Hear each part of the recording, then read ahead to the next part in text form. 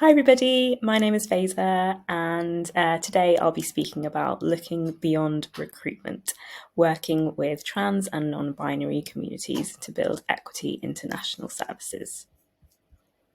So just to start off with, a little bit about myself. So my pronouns are she, her, and I'm a user researcher currently working at the Ministry of Justice. In the past, I've previously worked across the third sector and the public sector, most recently at the NHS, and I've got a particular interest in participatory research and ways of working. I worked at Citizens Advice from 2020 to 2022, and if you haven't heard of them before, Citizens Advice are a national charity that offers confidential advice on topics such as benefits and housing, amongst many others. It's some of the work that I did whilst working here that I'll be speaking to you about today in this talk. So I'll be taking you through a case study of what we learn whilst working with trans and non-binary communities over about the course of a year. These groups helped us to recruit people from the community who were then involved in our work. So to start off with, I'll give you a little bit of an intro into what this year looked like. So I've added a bit of a timeline onto this slide so you can see here what we've been kind of doing over the course of this year. So we worked on 3 different research projects, and I won't go into detail about what those individual projects were about, as I'll cover some of that later on. But throughout this process, we kind of had a fair few amount of milestones. So one of them, we managed to secure budget for continuing this work and going forward. We also set up a design justice community of practice and created some principles to work to. And both of these I will mention later on too.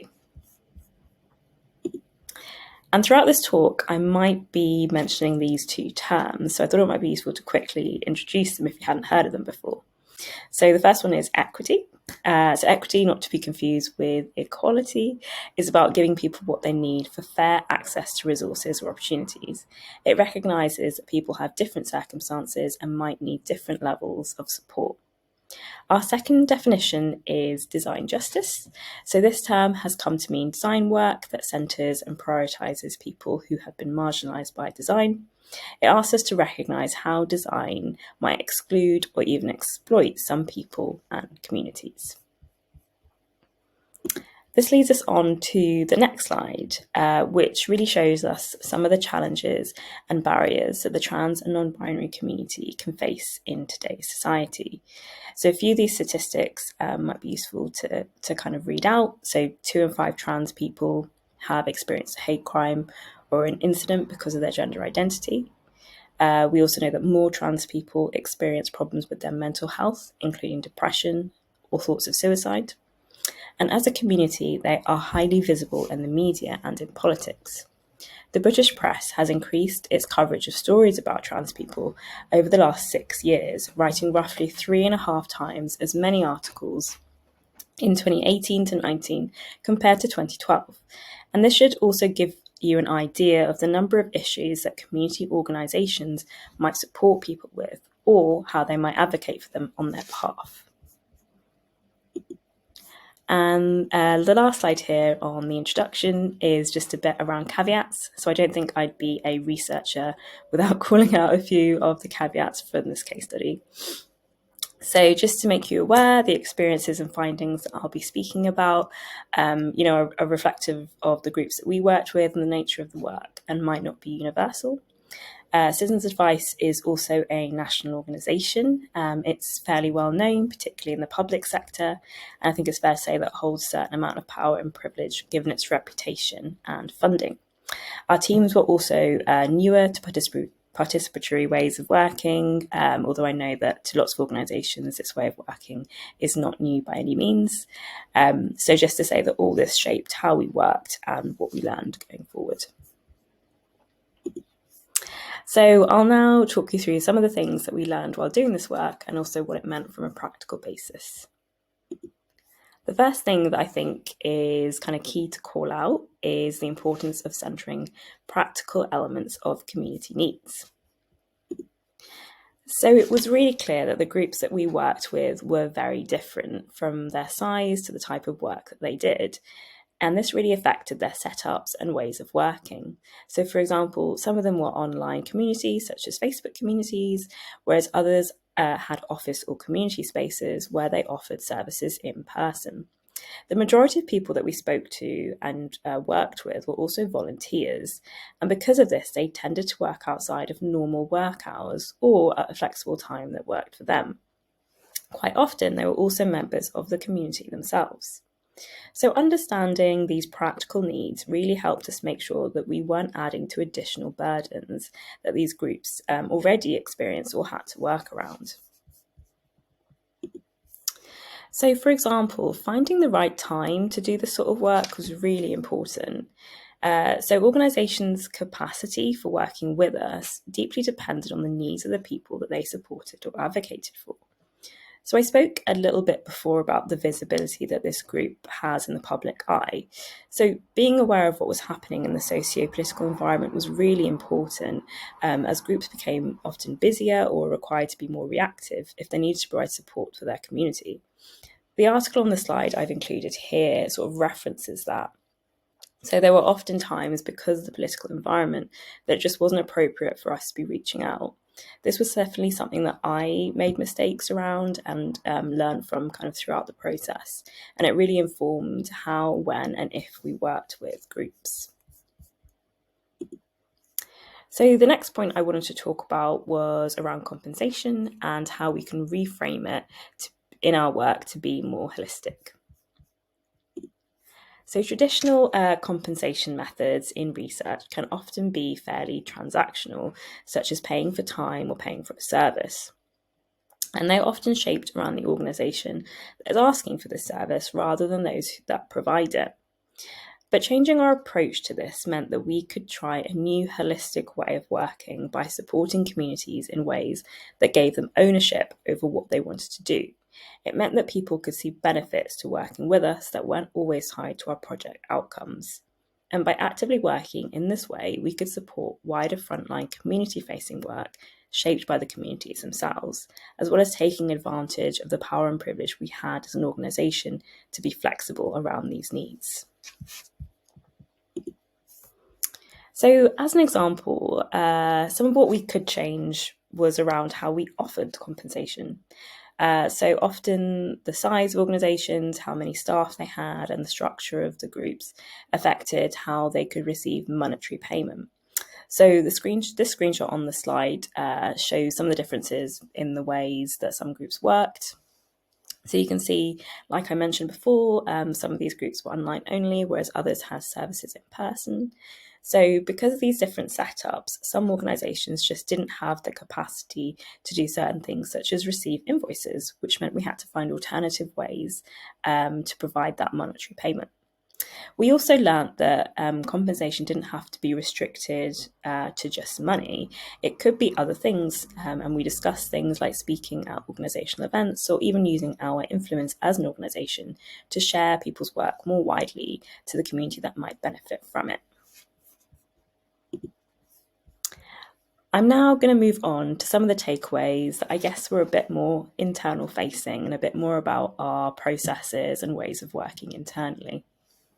The first one of these is around gatekeeping, which is a bit of an interesting one because I think gatekeeping can often be seen as a negative term, but I think, in my opinion, it can sometimes be a necessary evil in this kind of work because we want to make sure that people are working in the right way. But we did find that we could take out some of the more restrictive elements of this by putting a process in place.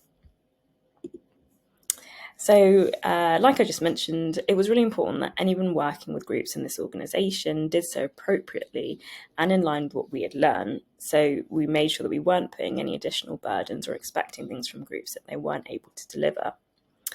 By making this the responsibility of a few people, though, was quite risky. So, for example, if people left projects, had less capacity, or if they left the organisation, it meant that we lost that expertise. And it could also prevent other people from trying new approaches in their own work, which was absolutely the opposite of what we wanted to achieve. But by creating a process and principles to work to, we could ensure an appropriate level of gatekeeping and we were able to kind of share our insights and share what we'd learned without putting the responsibility on certain individuals to manage that process. I also mentioned at the beginning that we created a design justice community of practice. And this community was where essentially a group of us came together to work on ideas to create and improve equity-based work in our organisation.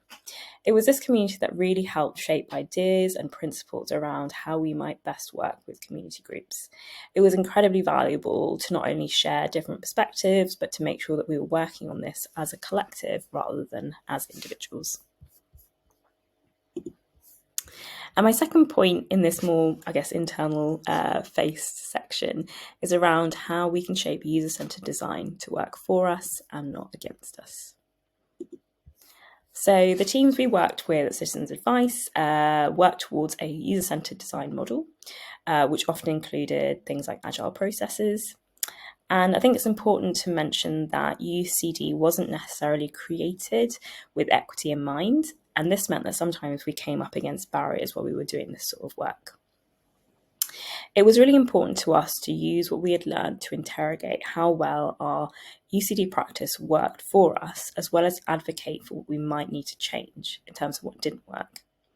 So working to, rigid processes and more delivery pressure dictated by our organisation or our ways of working meant that we couldn't often involve communities in our work, which was really unhelpful and something that we wanted to advocate to change.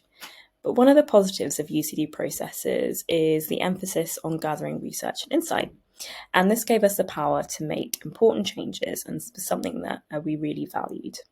So by centering our practices around our community needs, we can ensure that UCD was used for their benefit, not against. A key example of this was kind of dedicating this sort of research aspect to the communities themselves. So our third research project was actually a discovery to understand how we could best work together going forward. So as part of this project, we spoke to people from groups to better understand their needs and experiences. And we also asked them about their experience of working with us over the last year and how we might improve. So we use this insight to create a set of principles to use and work on moving forwards. So what did this actually mean for our work and for our outcomes? So working in this way meant that we were able to ensure representation in our work from communities who face systematic exclusion and who most need our support. This really helped our services to address this inequality and to make sure that we didn't replicate it. We were able to also develop relationships and support communities in a way that they had ownership over. And for our projects, it meant including valuable insight to best shape how we work, not only to capture needs, but also any unintended harms. So my last example is really what this looked like in practice and is about one of the projects that we involved people in, which was the creation of our discrimination advice for trans people. So we used the insight that we gathered in this project to really improve how we delivered advice. So zooming into the detail a little bit more, we were able to do things such as better frame the law in examples that actually made sense to people, as well as being more honest about its limitations. And we also ensured that we were signposting to appropriate support for groups that were even further marginalised, such as people of colour, which was a really positive outcome. Lastly, I'm going to end this talk on this quote from Antoinette Carroll, which I've always found quite powerful and I think is quite apt for what I've been talking about. So systems of oppression, inequality and inequity are by design, and therefore they can be redesigned.